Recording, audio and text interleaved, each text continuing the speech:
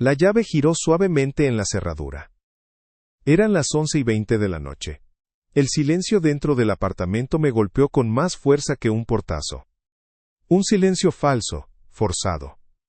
Había una luz tenue en la sala de estar, una luz amarilla y perezosa que no quería revelar nada, pero que lo mostraba todo. No tuve que entrar completamente para sentir cómo mi corazón pasaba de latido a una vibración fría en mi pecho. Los vi. No estaban discutiendo ni coqueteando en secreto, sino en la calma horrible de un pacto. Ella, mi Clara. Él, mi hermano, Daniel. El pilar de mi vida y el cimiento de mi sangre, convertidos en escombros ante mis ojos. El olor a perfume desconocido y whisky rancio se mezcló con el hedor de la traición. Podría haber gritado, roto algo, pero solo pude sentir el frío metálico de la realidad. Atrapé a mi esposa con mi hermano. Fue el peor dolor físico que jamás sentí. Pero, si eso era la traición, ¿qué clase de infierno era lo que aún me faltaba descubrir sobre ellos? Me quedé allí, inmóvil en el umbral, con el pulso martillándome en los oídos. La traición acababa de volverse tangible, pero el shock real no fue la escena que presencié en la parte 1. El verdadero horror fue darme cuenta, en ese instante de congelación, de que la alarma había sonado una semana antes, y yo fui demasiado ciego, o quizás demasiado cobarde, para escucharla. Todo había comenzado con un llavero. Sí, un llavero estúpido y barato con la forma de un antiguo cassette de música que Clara siempre llevaba con las llaves de nuestro coche. Lo vi, perfectamente centrado y pulcro, sobre la mesa de la cocina un martes por la tarde. ¿Lo normal? No. Ella había jurado, hacía casi 3 meses, que lo había perdido irremediablemente en un viaje de trabajo a Seattle. Le pregunté por él esa noche mientras preparaba la cena. ¿Encontraste el llavero del cassette? Ella ni siquiera levantó la vista de su teléfono. Sí, cariño, debe haber estado en el fondo de mi maletín todo este tiempo, o lo encontré en el coche de Daniel y me lo guardó. Su voz era plana, sin esa mínima chispa de alegría que solía tener cuando me hablaba de cualquier hallazgo trivial. Su respuesta me incomodó, pero la dejé pasar. 2 días después mi hermano Daniel vino a casa para ayudarme a configurar mi nueva computadora. En un momento, se levantó para ir al baño, dejando su cartera y sus llaves sobre mi escritorio. Cuando cogí su cartera para moverla, un pequeño papel se deslizó al suelo. Era un ticket de estacionamiento. Fecha: el mismo martes por la tarde que Clara me había mentido sobre el llavero y su paradero. Lugar: un hotel boutique de la zona centro, a 2 cuadras de mi oficina. La hora me taladró el cráneo: 3 de la tarde. La misma hora en que Clara me había dicho que estaba en el dentista. La misma hora en que Daniel me había enviado un mensaje de texto con una foto borrosa, supuestamente de una reunión crucial fuera de la ciudad. Las piezas, el llavero que no estaba perdido, la coartada rota, el ticket de Daniel en un hotel, se unieron con la precisión cruel de un rompecabezas tóxico. La semilla de la duda no solo se había plantado, había florecido. Ya no era un problema de pareja, era una conspiración silenciosa y coordinada que había estado operando bajo mi propio techo. Ahora, mientras la realidad me golpeaba como un tren, entendí que no podía volver atrás. Necesitaba más que el horror de la escena en la sala de estar. Necesitaba el por qué y el cuánto tiempo. Tenía que convertirme en un fantasma, en un detective en mi propia vida, si quería sobrevivir a la verdad. La verdad estaba oculta en los rincones de este apartamento y en sus teléfonos. Mi decisión fue inmediata y fría.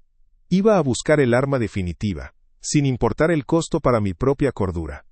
Tenía que actuar ahora mismo, antes de que se dieran cuenta de que yo ya no era un juguete en su horrible juego.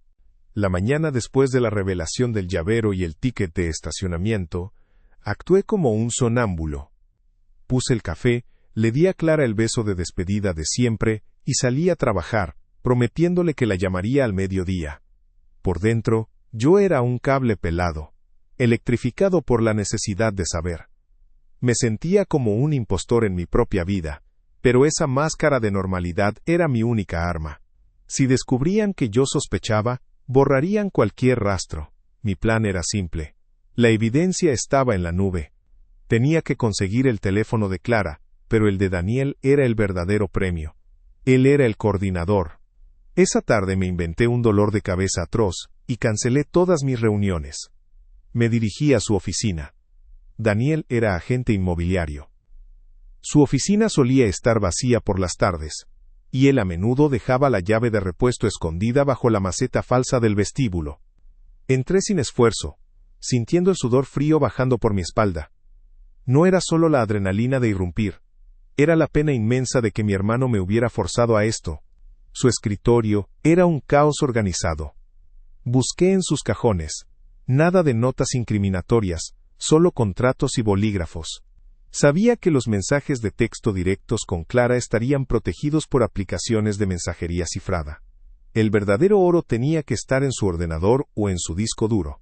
Finalmente, encontré un disco externo, etiquetado engañosamente como Contabilidad Q4.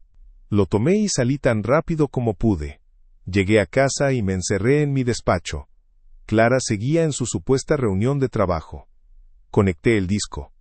Estaba protegido con contraseña. Probé la fecha de su nacimiento. Falló. Probé la fecha de mi nacimiento. Falló. Probé la fecha de nuestra fundación como empresa familiar. Falló. Mi desesperación crecía.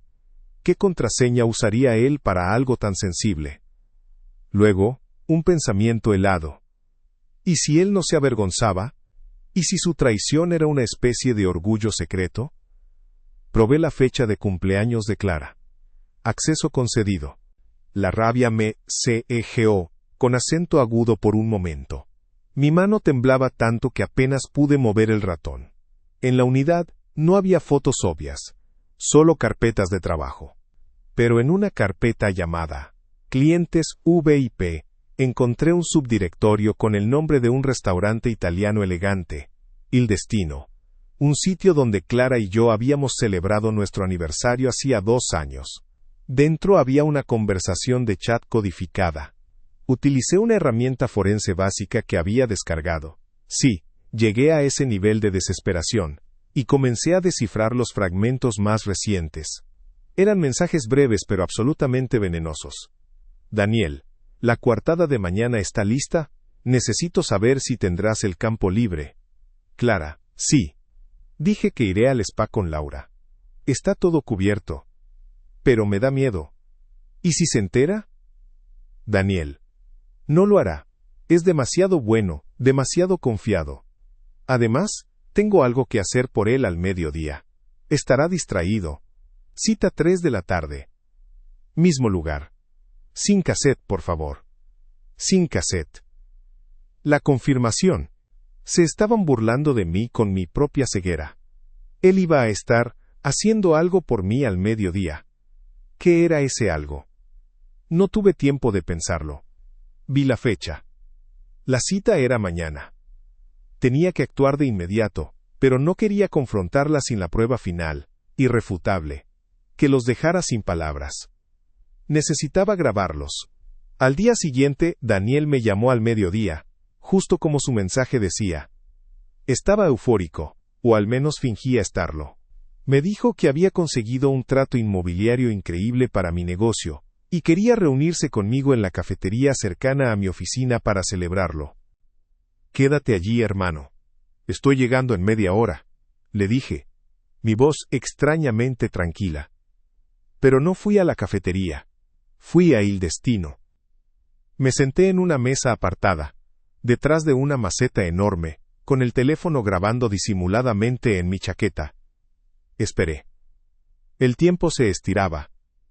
A las 3 de la tarde en punto, entraron. Clara estaba más hermosa que nunca, con ese vestido azul que yo le había regalado. Daniel, mi hermano, le tomó la mano como si fuera la cosa más natural del mundo. Los escuché hablar de todo, trabajo, mis padres, trivialidades, pero yo esperaba la sentencia. Finalmente, Daniel sonrió, un brillo oscuro en sus ojos. ¿Y bien? ¿Ya has pensado en el plan de escape? ¿Cuándo le decimos la verdad y lo dejamos libre?, preguntó Daniel. Clara bajó la mirada, trazando un círculo invisible en la mesa. No puedo aún. Necesito tiempo. Él confía demasiado en mí, Daniel, y honestamente, me gusta su dinero. Pero no te preocupes, ya conseguí la información que me pediste sobre las cuentas. Lo haremos pronto. Información sobre las cuentas. Eso me golpeó más fuerte que la confesión física. No era solo lujuria, era algo planificado. La traición tenía un componente financiero y premeditado. Me levanté sin hacer ruido. La prueba que buscaba era más grande y más fea de lo que jamás imaginé. Ya no se trataba solo de mi esposa y mi hermano. Se trataba de un robo, de un plan para despojarme de todo. En mi camino de regreso tomé una decisión. La confrontación no sería a puerta cerrada, sería un espectáculo. Saqué mi teléfono y escribí un mensaje a Clara. No revelé nada, solo una instrucción seca que la obligaría a moverse a mi tablero. La consecuencia de este mensaje se materializaría de inmediato, y yo no podría escapar de la reacción que se avecinaba. Clara. Necesito que estés en casa a las 8 de la noche. Invité a Daniel y a mis padres a cenar para celebrar la buena noticia de Daniel. No llegues tarde. El mensaje a Clara fue mi primer movimiento en el tablero. Cena, 8 de la noche Daniel y mis padres.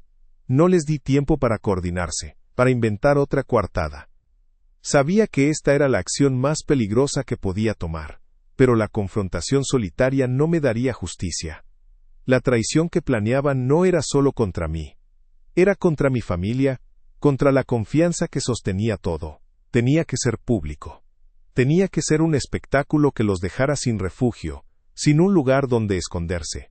La elección existencial fue esta: morir en silencio o quemar el mundo y renacer de las cenizas. Elegí la hoguera. Las horas antes de las 8 fueron surrealistas. Actué como un robot, el anfitrión perfecto. Puse música suave. Preparé la mesa con la vajilla que Clara insistía en guardar para ocasiones especiales. Cada tenedor que colocaba era un puñal. Mientras picaba las verduras para una ensalada que nadie iba a comer, repasaba mi arsenal mental. La grabación de Il Destino, el disco duro con la contraseña de cumpleaños de Clara, y el llavero, mi talismán de la verdad. Había copiado la evidencia de audio a mi teléfono, y lo había sincronizado, a escondidas, con el sistema de altavoces de la televisión de la sala. El control remoto, ahora mi detonador, estaba oculto en el bolsillo de mi pantalón, pesado y frío como una pistola. A las 7:30, mis padres llegaron. Mi madre me abrazó fuerte, notando mi rigidez. «Estás muy pálido, hijo. ¿Seguro que estás bien?» Mentí con una sonrisa que se sentía pegada con cianuro. «Solo el estrés de la semana, mamá». Mi padre, ajeno a todo, estaba visiblemente emocionado por ver a Daniel, siempre el triunfador de la familia, el que parecía tener siempre los mejores tratos. Daniel apareció a las 7:45 de la noche. Entró con esa familiar arrogancia, ese brillo calculado en sus ojos. Me abrazó, un acto que ahora me parecía nauseabundo. Sentí el impulso de alejarlo, pero me contuve. «Hermano, gracias por esto. Estoy listo para celebrar ese trato que cerramos». Me dio una palmada en la espalda. Yo le devolví la sonrisa. El juego del impostor era insoportable. Clara llegó justo a las 8.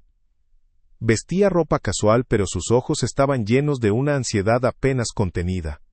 Se acercó a mí para saludarme, y me besó la mejilla.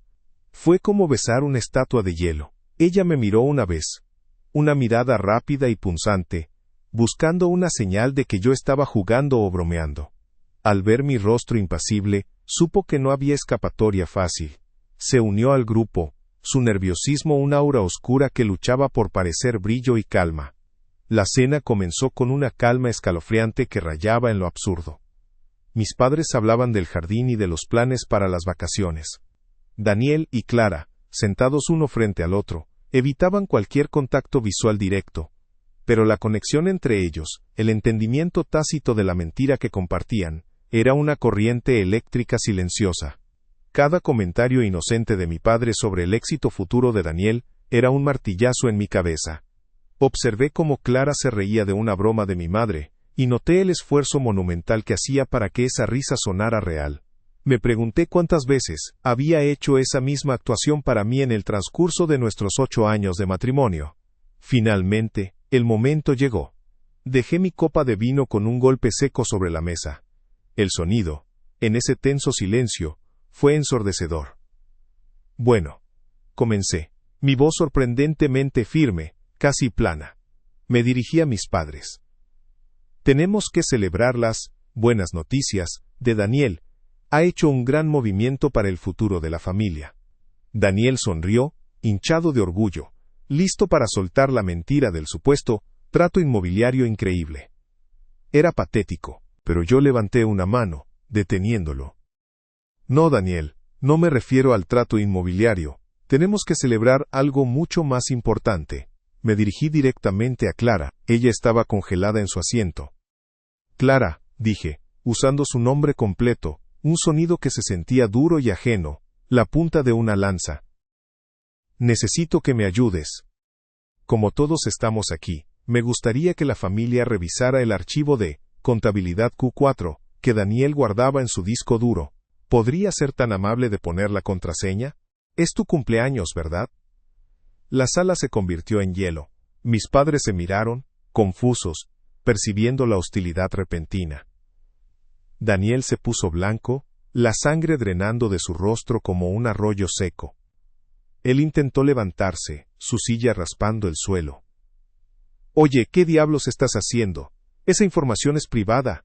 No sabes lo que haces. Ignoré a Daniel.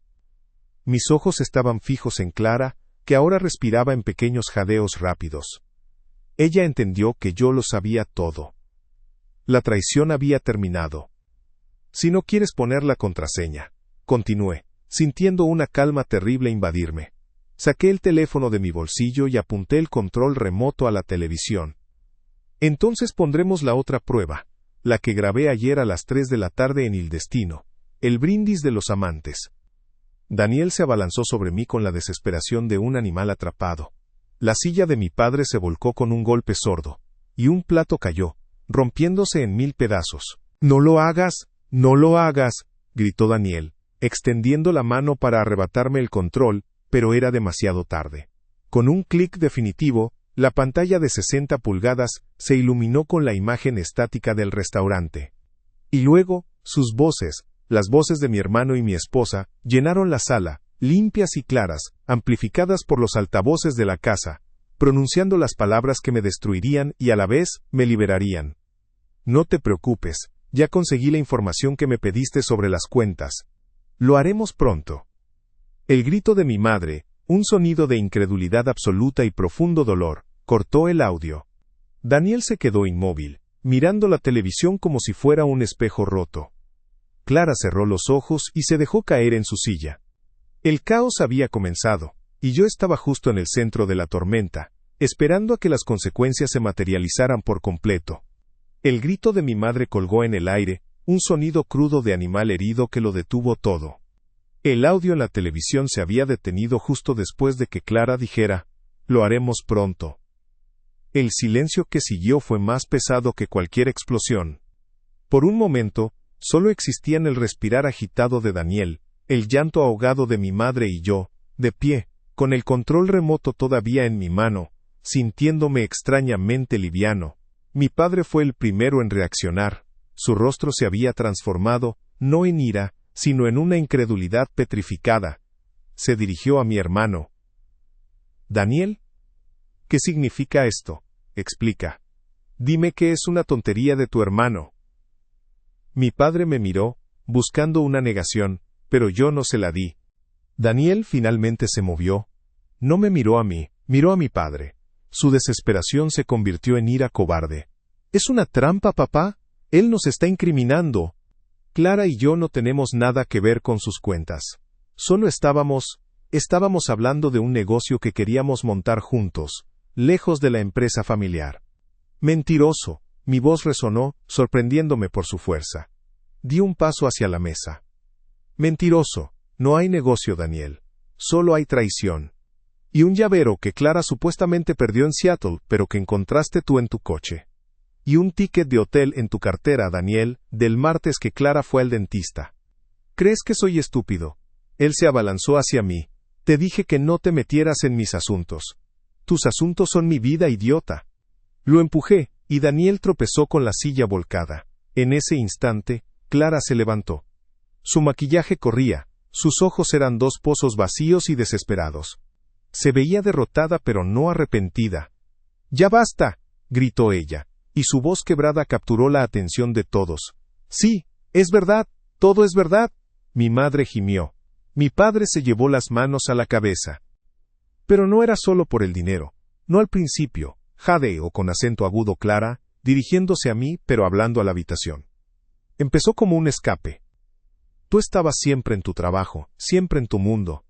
Daniel me escuchaba, me hacía sentir viva de nuevo. Él me entendía de una forma que tú dejaste de hacerlo hace años. Y sí, cuando nos dimos cuenta de que podíamos irnos y tener seguridad financiera, lo planeamos. Él me pidió la información de las cuentas para irse lejos. Los dos. Esa confesión, desordenada y llena de egoísmo, fue la llave que liberó el último nudo de dolor en mi pecho. No había habido un gran amor que la impulsara, solo resentimiento, aburrimiento y codicia. ¿Me entendía? Repetí en un susurro que se hizo más fuerte. Clara, compartiste conmigo 8 años, construimos una vida, hicimos promesas, y la única persona que te entendía era mi hermano, que no dudó ni un segundo en usar tu aburrimiento para atacarme por la espalda y robarme. Y tú me llamas demasiado confiado, y me culpas por trabajar para darte el lujo del que querías despojarme. Daniel se levantó, su rostro rojo. Esto no es solo tu culpa, hermano. Ella me lo ofreció. Nunca fuiste suficiente para ella, nunca fuiste suficiente para nadie. Miré a mi hermano. El odio no era una emoción caliente, era frío, denso y paralizante. Tú, Daniel, le dije, usando el mismo tono glacial que había usado para planear esto. Ya no eres mi hermano. No te acercas a mis padres, ni a mí, ni a esta casa. Estás fuera. Para siempre. Y en cuanto a tus asuntos privados, de contabilidad, mañana se lo presentaré a la policía, no como infidelidad, sino como intento de fraude y acceso no autorizado a información bancaria. Daniel retrocedió como si le hubiera golpeado un látigo. La amenaza legal fue el golpe de gracia. Me giré hacia Clara. Ella ya no lloraba, solo temblaba. Recoge lo que puedas llevar en una maleta en los próximos 10 minutos. No vuelvas a entrar a esta casa sin un abogado. Tu vida aquí ha terminado. La traición terminó esta noche. Estás libre de mí. Y yo estoy libre de ti. Mi padre finalmente intervino. Estaba destrozado pero su voz era firme. Daniel, vete. Ahora. La mirada de Daniel a mi padre fue el último acto de un niño perdido. Tomó a Clara del brazo. Ella, sin decir una palabra más, sin mirarme de nuevo, lo siguió. Daniel apenas se detuvo para recoger las llaves del coche. No era un escape dramático, era una expulsión humillante. La puerta principal se cerró con un chasquido seco. Me desplomé en la silla que momentos antes había sido el asiento de mi esposa. En la mesa rota y entre los sollozos de mi madre me sentí limpio de una forma terrible. La verdad me había quemado, pero al menos ya no era el ciego. El conflicto inmediato había terminado. Pero mientras miraba a mis padres, que me observaban con el dolor de haberlo perdido todo también, me di cuenta de una cosa. La traición a nivel de pareja había muerto. Pero el daño, la herida familiar, era la que nunca sanaría por completo. Me tomó semanas iniciar el divorcio y presentar los cargos por fraude. Daniel y Clara desaparecieron del círculo familiar, sus nombres se convirtieron en veneno. Mis padres, destrozados, no me culparon, pero la cena de esa noche fue el final de nuestra unidad. La casa se sentía vacía y fría, y yo finalmente era libre, pero a un costo incalculable. La traición física fue dolorosa, pero descubrí que lo peor no fue atraparlos. Lo peor fue darme cuenta de que mi esposa y mi hermano se habían puesto de acuerdo, no solo para acostarse, sino para robarme y destruirme. Y que a pesar de todo en el fondo, yo todavía extrañaba al hermano que había perdido, no al hombre que se fue con mi esposa. La traición es solo la semilla, la destrucción es la cosecha. Si te ha gustado mi historia, y quieres saber cómo mis padres intentaron una última vez contactar a Daniel en secreto, suscríbete.